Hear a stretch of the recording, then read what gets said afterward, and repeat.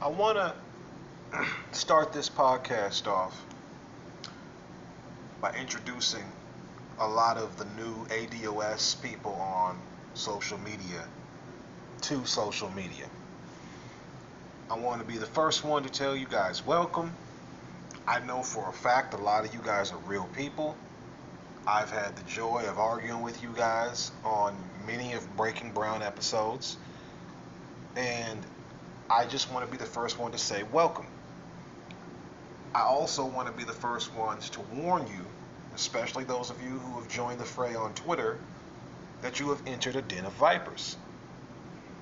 Now, I've talked to a couple of you guys online and in the DMs on Twitter, and it's been made clear to me that you guys are outside of your element, and I'll go further on that in a minute.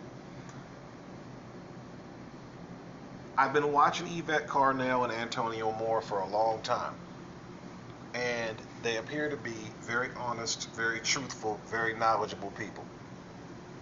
But I feel where their weakness is and where my strength is, and how that can be useful to all you guys, is I feel their weakness is in their morality. I feel that they have a heightened sense of morality and a heightened, overdeveloped sense of honor.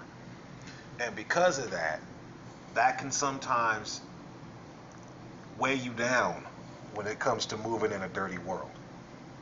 And I feel like that'll be you guys' biggest problem. And I shouldn't even be saying you guys, because as far as your speaking points, I agree with all of them. I mean, if you're African American and you go against reparations, you're a sellout. So, of course, I'm riding with you. Now, I want to introduce throughout the course of this podcast what I feel my specialty is, which is subterfuge and sabotage. You see, Yvette Carnell appears to be a good woman, and Antonio Moore appears to be a good, honest man. And I'm not. And that's where I feel we can work together. You guys need people who are willing to also do the dirty work while not really being affiliated with you, but being supportive of you. Everybody needs a dirty player on their team or two. Now, I knew, and this was something I used to ask Yvette back in the day, and this was my only point of contention with Yvette and Antonio Moore, because you got me totally convinced on your argument for reparations. I don't even care if we don't have a how nailed down just yet, because that's their job to figure out how. Not Antonio Moore and Yvette, but Congress, Senate, the White House, Supreme Court. That's their job to figure out the how. My issue was and always is as follows. Yvette has walked us all through the entire history of this country and its relationship with Black Americans, and how they've always skated out on making right what they did wrong with us. And one sticking point with me was always Reconstruction, because it's my personal belief that America has not moved forward for Black people since Reconstruction. And my issue was, I feel that Black people historically have, quote unquote, won this argument before a couple of times. The most obvious version being Civil War, Reconstruction. But my question is always, what do you do when you've legally won and they just break out the billy clubs? Now, let me give a little bit more history. Before I even get into Black folks on this one, let me talk about the Indians real quick. There is a legal case on record with the Cherokee Nation that won a lawsuit fair and square in an American court against the state of Georgia. Now, this is in a white court. They won even by white people's rules. Now, they won this lawsuit, but the decision after the lawsuit from Andrew Jackson, who was the sitting president at the time, was, okay, you won your land, now let's see if you can defend it. So they lost the legal proceedings, and rather than obey said legal proceedings from their own court, just said, hey, screw it, we're going to overrun it anyway because we got guns in the military. Flash forward to Reconstruction, they lost a war fair and square. Had to sit through Reconstruction, and about an eighth of the way through said, screw this, we're going to make a militia, the Ku Klux Klan, and we're going to ride in a whomping and a stomping anybody within square footage of us, and we're going to run Negroes out of town and put them back in their place. That's literally why we are where we are right now. So my question to Yvette Carnell, because what I'm seeing is a new Reconstruction. I'm seeing her and Antonio Moore are going to successfully put everybody on notice legally. But what do you do when they just bring out the Alabama Night Riders again and just try to work up another number 6 on us? Now, I had gone back and forth with her on this one for a minute, and she even jokingly referred to me as Che Guevara, but that's another story. But I felt like it was ignoring an important question, because that's not a question you want to cross that bridge when you come to it. You don't want to lead your people into getting hung and lynched to death with no protection. That's very irresponsible. So then I got to thinking, and I said, well, now wait a minute. When you look at the lay of the land, it's not the Klan you got to worry about first. It's going to be, now we normally call them coons, but for the sake of not getting edited on the show, and this is also going to be one of the rules I'm going to give to you guys, is speaking in codes. I call them collaborators. It's a much softer word. It'll take a while for them to catch on with the reference that is referring to as far as who are you collaborating with. You can call them collabs, whatever you want to say. But I prefer to use the word collaborators. It's the same meaning, just a little bit softer of a tone that can slip under their radar and we can get what we want to get across.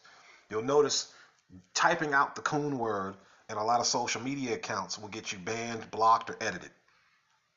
So collaborator or editing the O's out of the word coon will get you pretty far. Just FYI to anybody listening to this. This is going to be step-by-step instructions today. I'm not really going to preach to anybody about however way I might feel on something. But I was just giving a little bit of a backdrop as to why it may come off like I talk in extremes sometimes when it comes to these matters. Because in a lot of cases, I'm in agreement with people like Yvette, with people like Antonio, with people like Jason Black. But I just have dirtier tactics. I don't go by the people are good rule. So, moving forward, I'm really, really excited to see that Yvette Carnell and Antonio Moore, Jason Black, Professor Black Truth, Tariq Nasheed have caused so much damage to the Democratic Party and the political process as a whole that the Democrats are forced to respond. Because make no mistake about it, the Joy Reid hit piece on Yvette Carnell and Antonio Moore, the Angela Rye comments, the Roland Martin comments, you only comment on people that are a problem to you. You only comment on people that are a threat to what you're trying to do. So this is signs that a mark has been left on the beast, which is very good. Now you're up against level 1.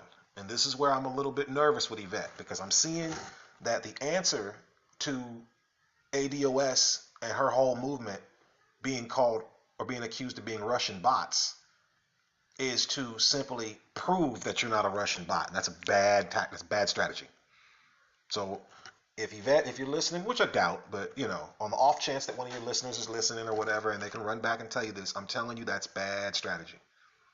I can understand your position because you're a wholesome person and you have a true and clear message that you're trying to get through. I do respect it. But I'm telling you that's bad strategy, and here's why.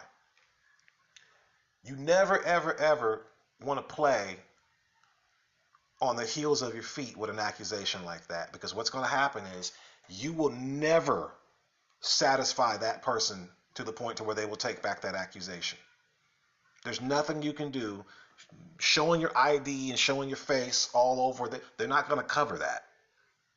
They've made the accusation, and once somebody who is trying to detract from you makes an accusation about you in social media and in this game, only thing they're going to do is elevate news that's going to support their accusation.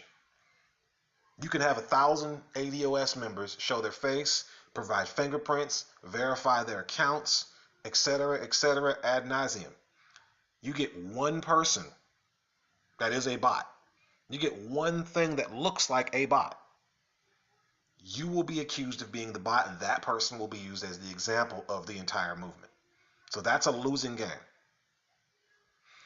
Better strategy in this case is there are a number of pro-Kamala Harris accounts that are obvious bots that you could use to point out. Now, I want to give Yvette an example of somebody who knows how to use their followers and coordinate strategic attacks online and strategic counterattacks.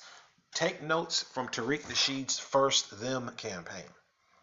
First Them is a hashtag that's taking on the giant that is the financially backed by big money Me Too movement.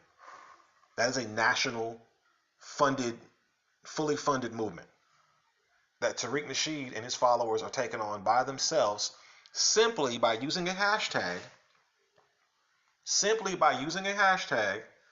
that collects all the counter information and just keeps going up. Now all those thousands of members and all those thousands of followers he has, that's an army now. Now they're all actively doing something.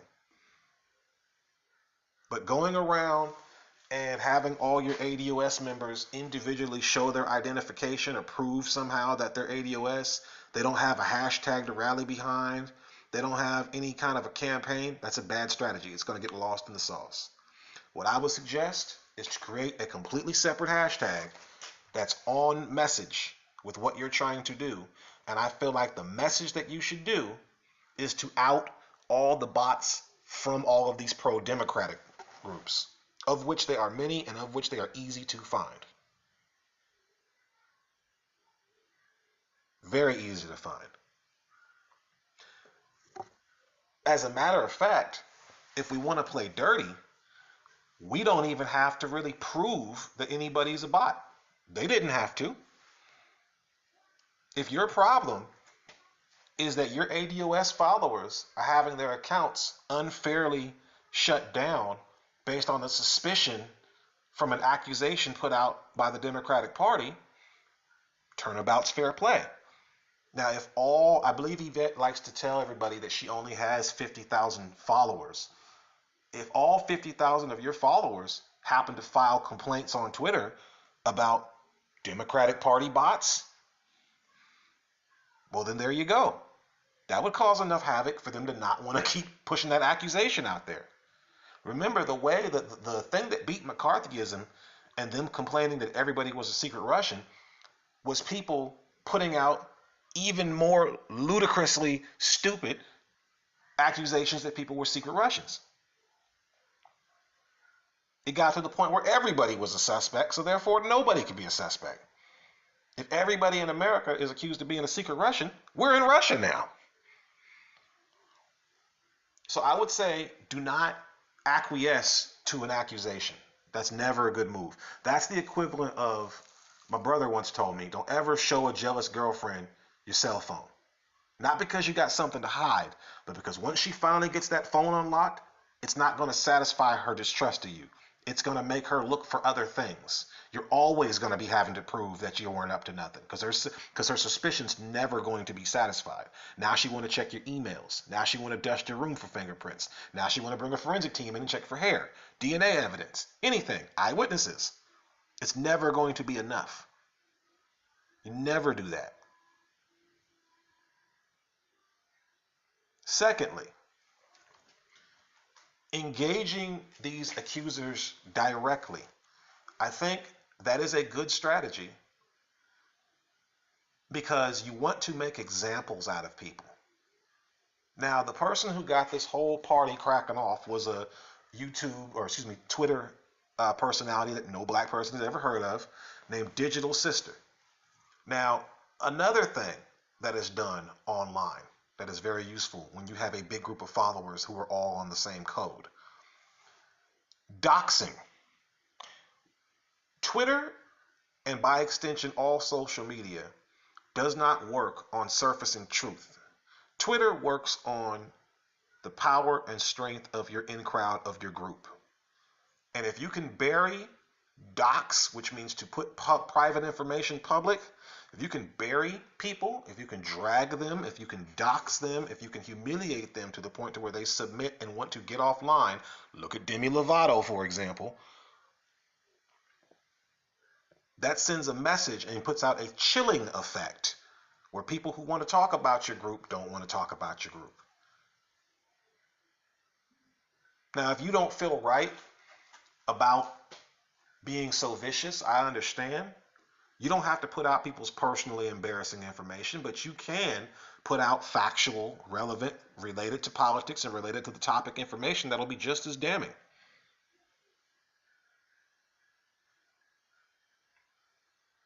Major media does it all the time. They do it as warnings. Look, if you don't think that those little articles of old blogs that Joy Reid had made from years ago before she was famous didn't leak as a warning to Joy Reid to stay on code with them, I don't know what to tell you. They do it all the time. They'll dig up a Kevin Hart joke from 10 years ago. Happens all the time. There's plenty of dirt to find out there on people. And the fact that Digital Sister, man, oh my God, you Breaking Brown ADOS people are so sweet and wholesome. Y'all basically found this woman, surrounded her, and wagged your finger at her and walked off and said, good day. Let that woman have said something slick about the black LGBTQ community.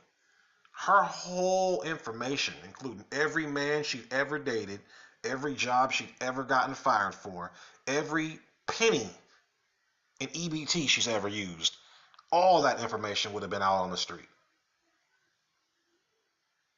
Now again, you don't got to go that far. You don't got to get that personal. I would, but you don't got to go that far. You don't got to get that personal.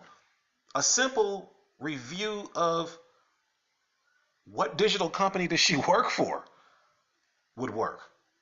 You start right there, you'll know, okay, who does she work for? Where does her money come from? People organization. Our argument is lineage, right? Do we know if this woman is an African American or not? Descendant of slaves? That's our whole thing. So how do we know she's even ADOS? Angela Rice from the Caribbeans, Roland Martin's people from Haiti. It don't take that long to figure this stuff out. You don't got to have them swab their tongue for 23andMe. Little research. Remember, these people are trying to silence you and defame you. You defame defamers. You detract from detractors. It's not hard at all. If they're telling the world, oh, these people are just Russian bots, to get them not to even listen to you, people aren't going to listen to them if they know, oh man, well, she's a scammer. She hasn't had no damn digital job. You look at her tweets from a year ago, she's tweeting about working at Best Buy.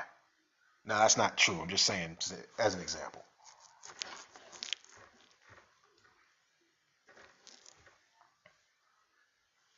So, just to recap real quick before we go any further, you don't acquiesce to an accusation. You counterattack online.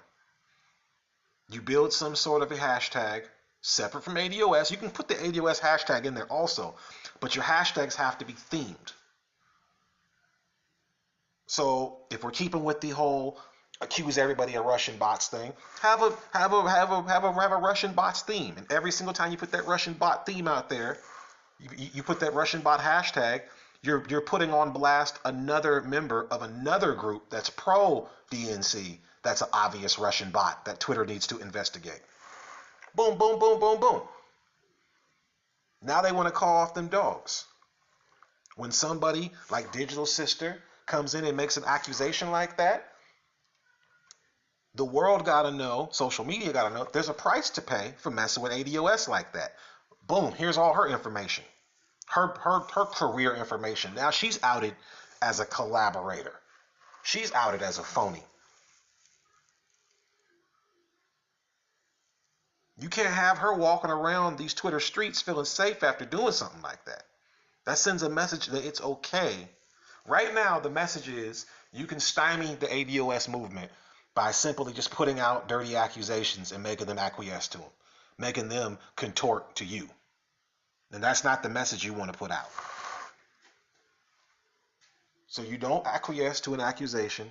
You create themed hashtags as part of a targeted attack on these different groups in order to delegitimize their accusation. So it's 2 right there. And then number 3, you want to dox your collaborators. You want to out these people.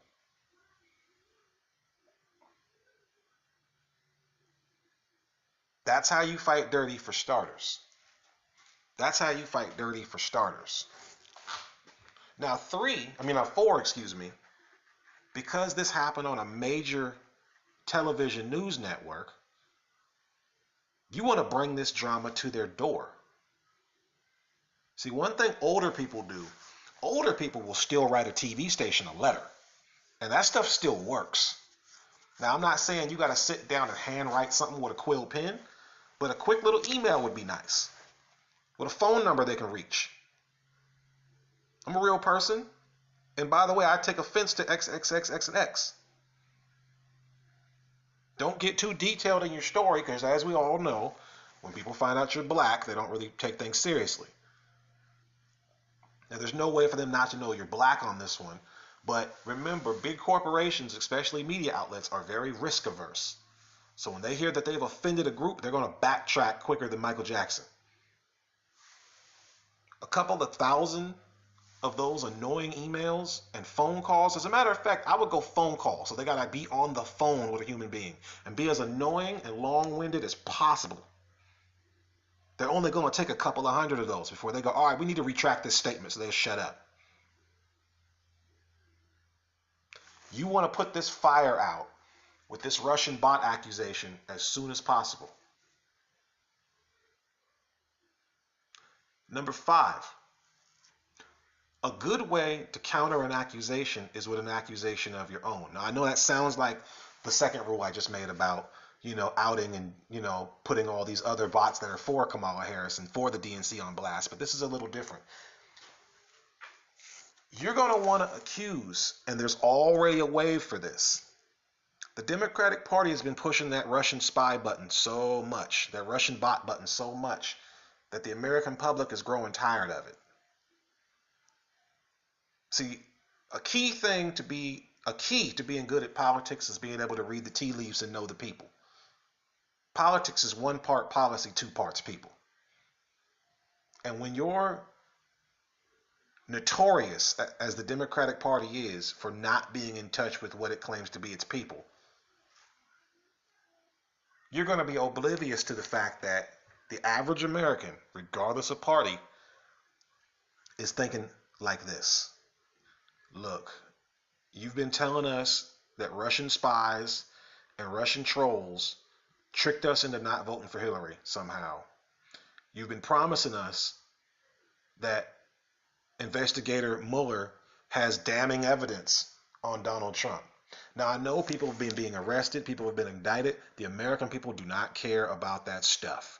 The American people, regardless of class, wealth, jobs, anything, is waiting on a smoking gun that an idiot or somebody who just doesn't follow the news that hard could understand.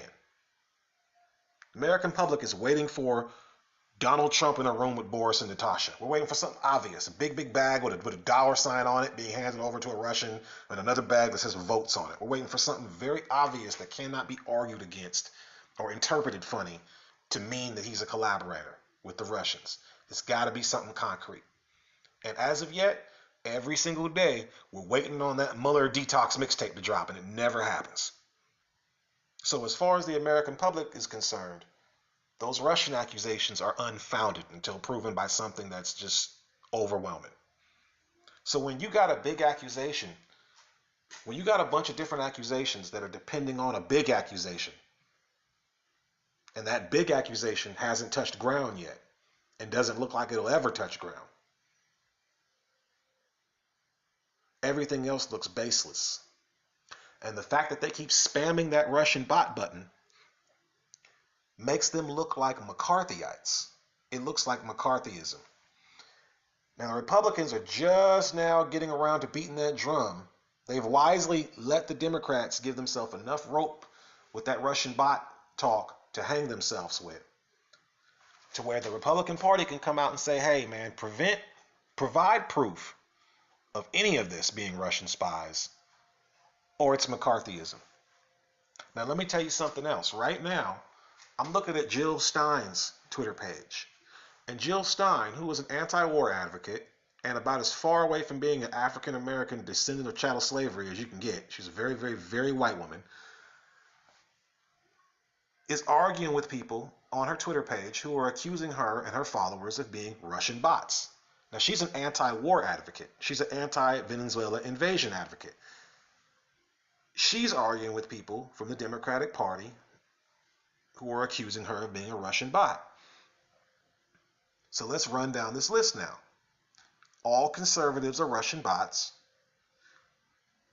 Progressives who are against Venezuelan invasion, Russian bots. Progressives who are too far to the left are Russian bots. And African Americans are Russian bots. Anybody who doesn't agree with the Democratic Party's way is a Russian bot. That's McCarthyism. When you just, and for those of you who don't know, there was a senator, I believe he was from Wisconsin at the time, during the Red Scare, which was an era of suspicion and concern during the budding Cold War with Russia, where there was a senator named McCarthy who just would outwardly blame anybody who didn't agree with him as being a possible communist. And he used this era of paranoia to seize a lot of power before people kind of came to their senses and said, this man's crazy. He doesn't have any kind of actual proof on anything. I mean, people were losing their jobs. People were being questioned by the FBI. People were being arrested and disappeared away, all based on one crazy man just pointing and saying, you're a communist. So we've gotten to that point with the DNC.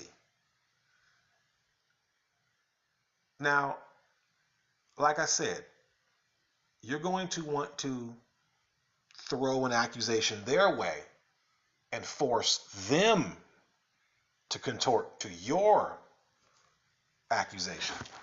And that one is going to be, and I feel like the American DOS group need to come out very, very hard on this and saying that the DNC is guilty of McCarthyism.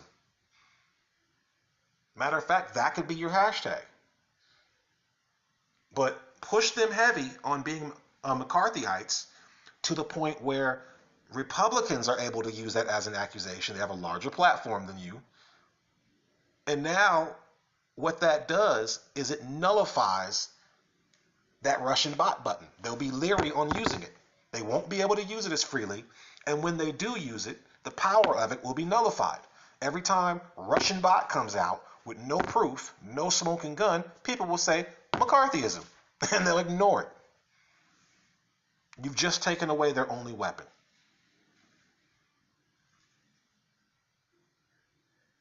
So again, I just want to tell all the ADOS people that all the different black groups, for the most part, are behind you. Even if we don't all agree on every little thing, what real black person gonna fight against reparations? What real black person right now, what real African American would be against tangibles? And we're damn sure not gonna sit back and let some group that we know to be a real legit group that's fighting for people that are us to just get attacked by the DNC.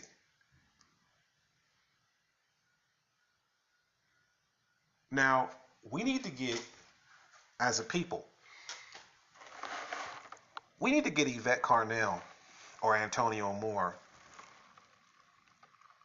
on the Morning Joy show and not only get their apology, not only get the apology that they're owed right in their face on air so that it can't be denied, but we need to have them be able to get time to explain what ADOS really is.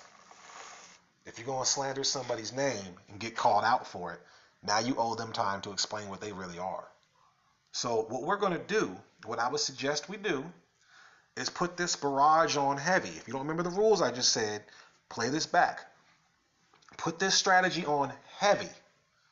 And if we do this, this is the stick. Having Yvette or Antonio Moore, really both of them should be on air. Having these two on air to explain their movement is the carrot. That's all I got to say on this show. I just wanted to drop those 5 little bits of strategy right there because I really feel like the way Breaking Brown people go about things, and this is the way I would prefer to go about things, is they sit down, they talk evidence, they talk facts, and that's the end of it. There's no emotion. There's no sneaky tactics. No one's trying to change your words around. And that works great for a Breaking Brown environment, but it doesn't work when you're literally in the belly of the beast battling on hell. You're in hell. You're full of a den of vipers. You're full of liars. You're full of people who have vested interest in. You got to think of people like Angela Rye and Roland Martin and Joy Reid. These people are salesmen who work on commission. And the sales they do is they sell black people to the Democratic Party. That's their job. And they'll do literally anything to keep that job. So you got to understand you're dealing with dishonest people. All of them know the ADOS is a real movement. They understand. But they're getting in on the company line because they're trying to be collaborators. So rather than sitting back dealing with these collaborators and trying to prove that you're ADOS and to prove that you're a real person and not a bot, destroy the collaborators. You have to go harder on the sellouts. You always have to go harder on the sellouts. You're not dealing with the head vampire right now. They'll reveal themselves towards the end. Spoiler alert, it's Hillary Clinton. But they'll reveal themselves towards the end. But deal with these collaborators. I almost slipped. Deal with the collaborators. Deal with the sellouts first and make bloody examples out of them. Politically speaking, of course. Professionally speaking, of course. Make very, very gruesome examples out of them. To where, see, a little bit of military talk. The worst job that you want to have is to be Al Qaeda's number 2. You want these collaborators, once you clear out the Angela Ryes and you clear out the Roland Martin, well, he's already cleared out. He's on YouTube with us. But you clear out the Roland Martins, you clear out the Joy Reids. The only thing they can do is replace them. And you want the next person that's up to feel like, I don't want that job. I don't want to face those people. This won't even take that long. Look, you've only been doing this officially. You've been doing this for years. But this has only made it to a hashtag the last couple of months, and they're already talking reparations. They're already talking about the lieutenant governor is a descendant of slaves. They know we're not falling for that people of color stuff no more. They know we're not falling for, well, this person's black, how can you judge their blackness? No one's falling for that in the African American community no more. So stick to those strategy. Stick to that strategy. That'll get you through this first round with these detractors. It's not going to be as tricky as you think, but you can't be those sweet, wholesome people from the Breaking Brown podcast anymore. You guys got to get war ready. This is going to be dirty. We're here to help because y'all black folks. Be one.